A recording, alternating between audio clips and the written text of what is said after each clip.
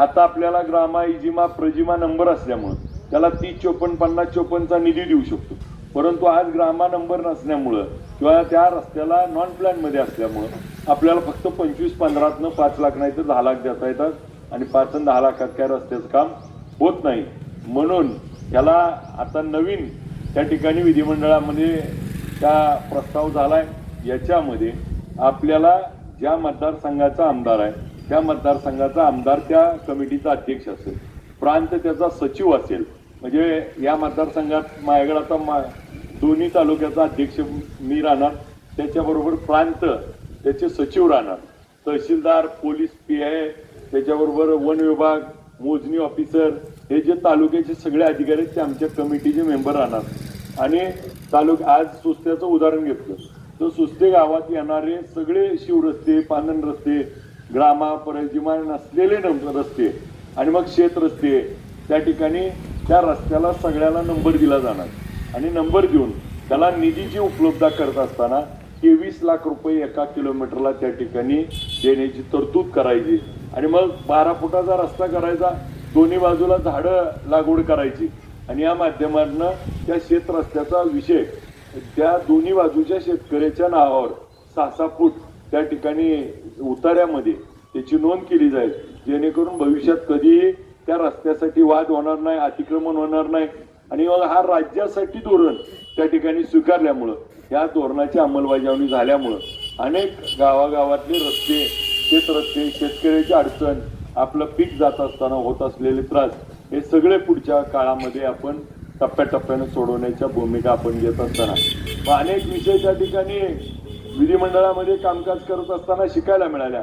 त्याच विधिमंडळातल्या कामकाजाचा भाग म्हणून आपल्या माध्यमातून आपण बघितलं असेल, आमसभा आपल्या पंढरपूर तालुक्याची बंद पडलेली 13 तास त्या ठिकाणी आमसभा घेतली. अनेक विषय आपल्या सगळ्याच्या माध्यमातून, मग मागच्या वेळेस पण मी बोललो, पूर असेल, अतिवृष्टी असेल, जे निधी आपल्यापर्यंत पोहोचवायला पाहिजे तो प्रामाणिकपणे शेवटच्या माणसापर्यंत त्या ठिकाणी पोहोचवण्याचं काम आपण केलं. मग या सगळ्या बाबतीमध्ये आज कोण काय टीका करतंय, कोण टिप्पणी करतंय, ह्याच्यापेक्षा आपलं काम बोललं पाहिजे. आज काही जी लोक तुम्ही मगाशी सांगितलं टीका टिप्पणी करतायत, त्यांना त्यांचं नीट करता आलं नाही, त्यांचं जप्त झाले, त्यांचं काय त्यांनाच कळलं नाही आणि त्याने आपल्याला काय सांगावं. आज आपल्या सगळ्याच्या माध्यमातून जसं मगाशी तुम्ही सांगितलं विचून विठ्ठल परिवारातली एका बाजूला आली, तसं जी विरळून बाजूला गेली ती त्यांची गोष्ट पण आपल्याला आता वेगळ्यानं सांगायची गरज नाही.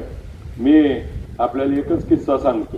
संतोष समोर दिसतेत म्हणून, संतोष, गणेश दादा आणि भगीर दादा आणि आम्ही एवढीच बाप्पा त्या ठिकाणी पवार साहेबांच्या समोर होतो. आता त्याची साक्ष खरी संतोषने द्यावं लागेल. संतोषने जर सांगितलं तर गणेश दादाने काय केलं आणि का विधानसभेला आम्ही एक झालो नाही, तर याचं उत्तर जर बापू त्यावेळेस जर झालं असतं तर परिवाराचे 2 आमदार झाले.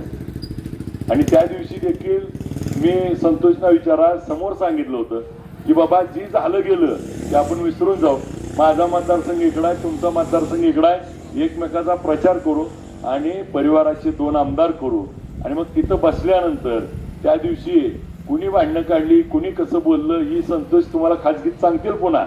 आणि मग नेमकं नुकसान कोणाचं कोणी केलं, भगीर दादांचं नुकसान जे झालं ते त्या ठिकाणी त्यांच्या सोबत असणाऱ्या माणसाचं. आणि मग आज ती सोबत असलेली माणसं बाजूला गेली की दादा आपल्या सोबत आले. मग याच्यामुळं मी वेगळं काही सांगायची आवश्यकता नाही. आपण सगळेजण सुज्ञ आहात.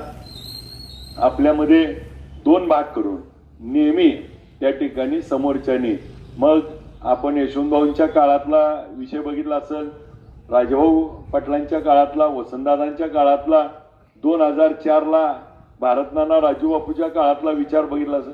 प्रत्येक वेळी आपल्यामध्ये भाग पाडून ज्यांचं साधायचं त्यांचं साधत होतं, परंतु ते भाग पडू नये आणि आता एकत्र आपल्याला पुढच्या काळामध्ये काम करावं ही भावना घेऊन आम्ही आलोय. आपल्या सगळ्याच्या मनातल्या गोष्टी आता सगळ्या झाल्यात. आपण सगळेजण या दोन्ही उमेदवाराला त्या ठिकाणी आशीर्वाद द्याल अशी मी आपल्याला विनंती करतो. आज खरं तर बोलण्यासारखं खूप असतंय, परंतु या दादांच्या जाण्यानं खूप काही बोलण्यासारखं वाटेना, परंतु मी आपल्याला एक शेवटची गोष्ट सांगतो. दादांना ज्यावेळेस भेटलो आणि दादांना आम्ही सांगितलं की घड्याळ चिन्हावरती आपली उमेदवार सर्व उभं करतो आणि त्यांना आपल्या माध्यमातून त्या ठिकाणी निवडून आणून आपल्या भेटीला घेऊन येतो, परंतु ही घटना दुर्दैवी घडली. आज आपल्या सगळ्याला एवढीच विनंती करतो ही निवडणूक निवडणुकीच्या माध्यमातून अनेक त्या ठिकाणी विषय झाले, परंतु दादांना या निवडणुकीमध्ये आपण कुठंतरी श्रद्धांजली देण्याची वेळ आहे. आता आपण उभा राहून 1 मिनिट श्रद्धांजली दिली, परंतु आपल्या सगळ्याच्या माध्यमातून मी ज्यावेळेस विमान अपघात झाला आणि त्या अपघातात जी 5 लोक होती त्यामध्ये दादांना कसं ओळखलं गेलो? घड्याळावरून हातातले घड्याळ म्हणजे दादांचं आणि घड्याळाचं नातं किती दृढ आहे. म्हणून माझी आपल्याला विनंती आहे की या निवडणुकीमध्ये घड्याळ आणि तुतारी वाजवणाऱ्या माणसाला मतदान करून दादांना खऱ्या अर्थानं श्रद्धांजली व्हावी. हे मतदान दादांसाठी आपण त्या ठिकाणी श्रद्धांजलीपर या निवडणुकीमध्ये करावं. निवडणुका अनेक होतात, अनेक वेळा अनेक गोष्टी होतील, परंतु यामध्ये खऱ्या अर्थानं श्रद्धांजली व्हायची जर असेल तर आपल्या मतदानाचं दान देऊन दादांच्या घड्याळ या चिन्हापुढील बटन दाबून आणि तुतारी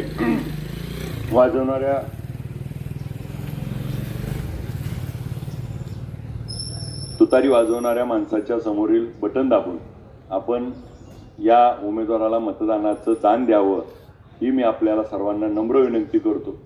खूप काही बोलण्यासारखं आहे.